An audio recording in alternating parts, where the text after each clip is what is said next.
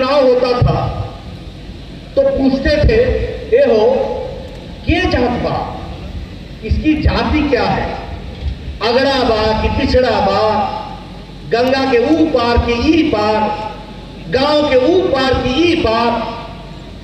यही मुद्दे चुनाव के होते थे कि नहीं होते थे? हाँ या ना? यही मुद्दे होते थे ना। जब से नरेंद्र मोदी भारत की राजनीति में प्रधानमंत्री बनकर के आए, भारत की राजनीति का चाल चरित्र और संस्कृति बदल गई। अब जो भी नेता आता है अपना रिपोर्ट कार्ड लेकर के आता है कि उसने जनता के लिए क्या काम किया। ये अंतर आ गया और ये अंतर नरेंद्र मोदी जी लेकर के आए। आजकल तेजस्वी यादव भी ये कहने लगे कि हम ये करेंगे, हम वो करेंगे, हम ऐसा करेंगे, हम ऐसा करेंगे। मित्रों, चुनाव में आप किस पर विश्वास करोगे? चुनाव में आप उस पर विश्वास करोगे जिसने पीछे कुछ अच्छा किया होगा, तभी वो आगे अच्छा करेगा। अगर पीछे तेल पिलावन और डंडा भाजन रैली की हो तो आगे भी डंडा ही भाजेगा और कुछ नहीं करेगा। ये ध्यान में रखने की जरूरत है। गलत तो नहीं बोल रहा हूं। इनके पिताजी ने रैली निकाली थी कि नहीं निकाली थी? तेल पिलावन लाठी भाजन, ये रैली हुई थी। आप समझिए कि कैसे चलता होगा प्रदेश। इसलिए जब हम अपने रिपोर्ट कार्ड की बात करते हैं तो मैं आपको बताना चाहता हूं, 2015 में मोदी जी ने कहा था ना कि 1,25,000 करोड़ रुपए देंगे। कहा था ना? कहा था कि नहीं कहा था? पत्रकार बंधु नोट कर लो, मैं बताना चाहता हूं। 3,994 करोड़ रुपए दिया किसानों के लिए, 1,000 करोड़ रुपए दिया शिक्षा के लिए, 1,550 करोड़ रुपए दिया स्किल डेवलपमेंट के लिए, 600 करोड़ रुपए दिया स्वास्थ्य के लिए, सड़क के लिए दिया 13,850 करोड़ रुपए, हाईवे के लिए दिया 54 करोड़ 700 रुपए, उसी तरीके से रेलवेज के लिए दिया 8,870 करोड़ रुपए, एयरपोर्ट के लिए दिया 2,700 करोड़ रुपए और पेट्रोलियम गैस के लिए दिया 21,000 करोड़ रुपए। इसको भी ध्यान में रखने की जरूरत है। और टूरिज्म के लिए दिया 600 करोड़ रुपए। 1,25,000 करोड़ के ऊपर 40,000 करोड़ रुपए और दिया है नरेंद्र मोदी ने। यह हमारा रिपोर्ट कार्ड है, इसको ध्यान में रखना। मित्रों, मैं इसलिए आपको ये सारी बातें बता रहा हूं क्योंकि भारतीय जनता पार्टी के कार्यकर्ता और नेता जब जनता के बीच में आते हैं तो छाती ठोक के बताते हैं कि वो क्या कर रहे हैं और उन्होंने समाज के लिए, देश के लिए, बेगूसराय के लिए क्या किया है। ये हम छाती ठोक करके बता सकते हैं। ये हमारी ताकत है। आप बताइए, ये जो कोरोना आया तो कोरोना में बड़े बड़े देश डगमगा गए कि नहीं डगमगा गए? अमेरिका डगमगा गया ना। आज चुनाव में ट्रंप को प्रेसिडेंट का चुनाव लड़ रहा है, बेजिंग उसको घेर रहा है। किस बात पर घेर रहा है? कि कोरोना संभाल नहीं सका। यूरोप के देश जिनकी स्वास्थ्य की सुविधा हमसे अच्छी थी, वो अपने आप को लाचार महसूस कर रहे थे कि नहीं कर रहे थे? और मोदी जी ने 130 करोड़ का देश समय पर लॉकडाउन लगा करके 130 करोड़ की जनता को बचा लिया कोरोना से। इस बात को हमको ध्यान में रखना चाहिए। ये होता है नेतृत्व का फर्क। जिस दिन लॉकडाउन लगा था, मैं पूर्व स्वास्थ्य मंत्री हूं भारत सरकार का, एक टेस्टिंग लेबोरेटरी होती थी NIV Pune, national institute of virology Poona में एक टेस्टिंग लेबोरेटरी थी। इसी 3 महीने के अंदर मोदी जी ने 1,650 टेस्टिंग लेबोरेटरी बनाई। 1,650 टेस्टिंग लेबोरेटरी। उस दिन हमारी टेस्ट करने की कैपेसिटी जो थी, ताकत जो थी, 1500 थी प्रतिदिन। 1500। आज हमारे को कोरोना की टेस्टिंग कैपेसिटी प्रतिदिन 15 लाख है। 15 लाख। कोई भी आदमी बीमार पड़ा नहीं कि उसका टेस्ट होगा और 6 घंटे के अंदर रिपोर्ट आएगी और कोरोना संक्रमित है कि नहीं है और उसका इलाज शुरू हो जाएगा अगर वो संक्रमित है। ये मोदी जी ने तरीका खड़ा किया। जिस दिन लॉकडाउन लगा था उस दिन हम लोग ये जो पीपीई किट होता है ना, पर्सनल प्रोटेक्शन इक्विपमेंट किट, ये भारत बाहर से आयात करता था, हम उसको लेते थे, हमारे पास नहीं था। लेकिन आज मोदी जी ने जिन लोगों को उद्यमियों को उन्होंने प्रेरित किया और आज Bharat 4.5 lakh personal protection equipment प्रतिदिन बना रहा है, इसको हमको ध्यान में रखना चाहिए। और अब हम एक्सपोर्ट कर रहे हैं, दूसरे देशों को भी पीपीई किट भेज रहे हैं। 150 देशों को मोदी जी ने पैरासीटामोल और HCQ की दवा 150 देशों तक पहुंचाई है। ये हमारी ताकत है।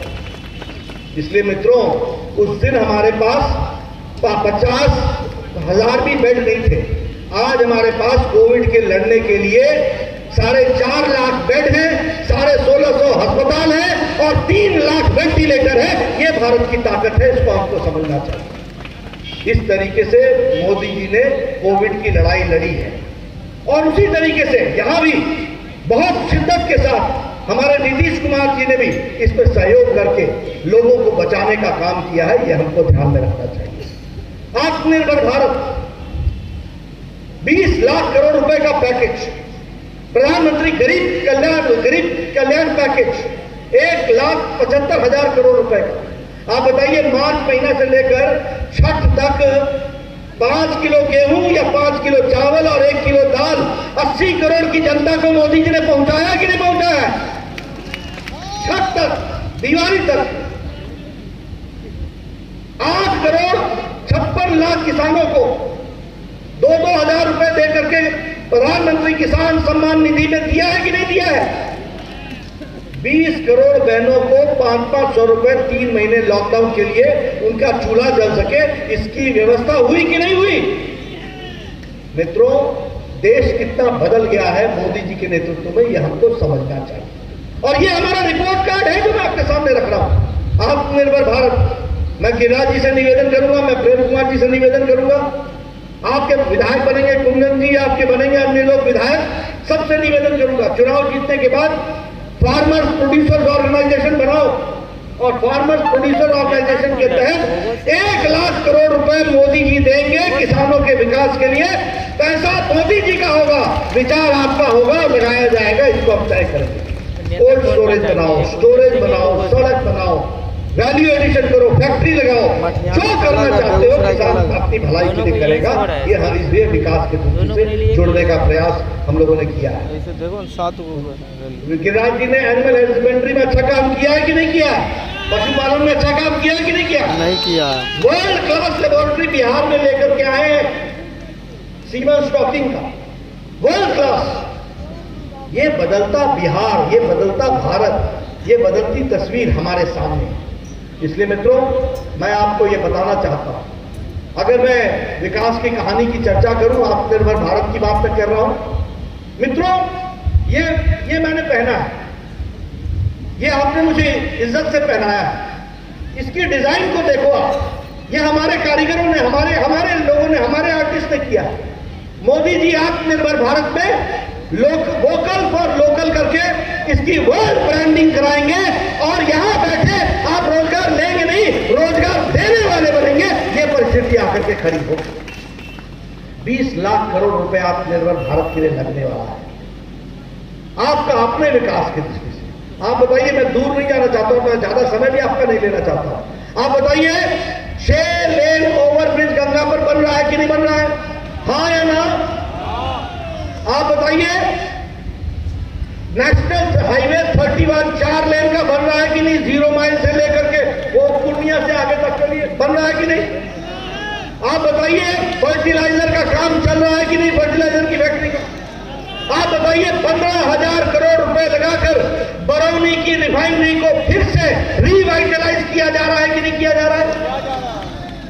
एक समय में बंद होने पर आ गई थी फर्टिलाइजर की फैक्ट्री, आज बरौनी की फैक्ट्री, आज नेशनल हाईवे, आज गंगा। अच्छा बताइए, रेलवे वाला ब्रिज बन रहा है कि नहीं बन रहा है? है कि नहीं बन रहा?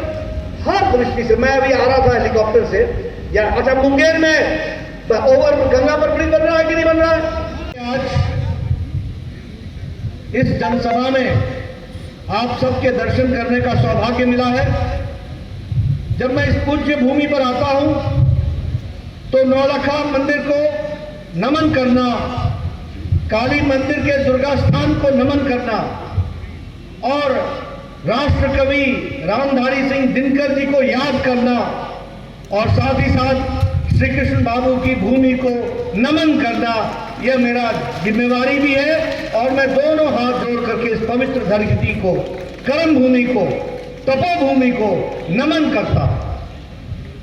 मित्रों, मैं यहां बैठा था तो मुझे कह रहे थे लोग कि आपका संबंध बिहार से है। निश्चित रूप से मेरा संबंध बिहार से है, लेकिन मेरा संबंध बेगूसराय से भी है। मैं 1977-78 में यहां एक सावित्री सिनेमा हॉल होता था।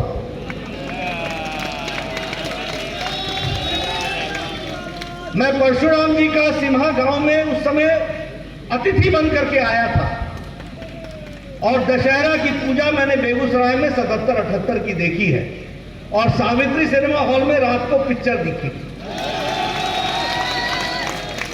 मैं बैठा बैठा याद कर रहा था, मैंने रजनीश जी को बोला, मैंने कहा बेगूसराय से मेरा बड़ा पुराना संबंध है।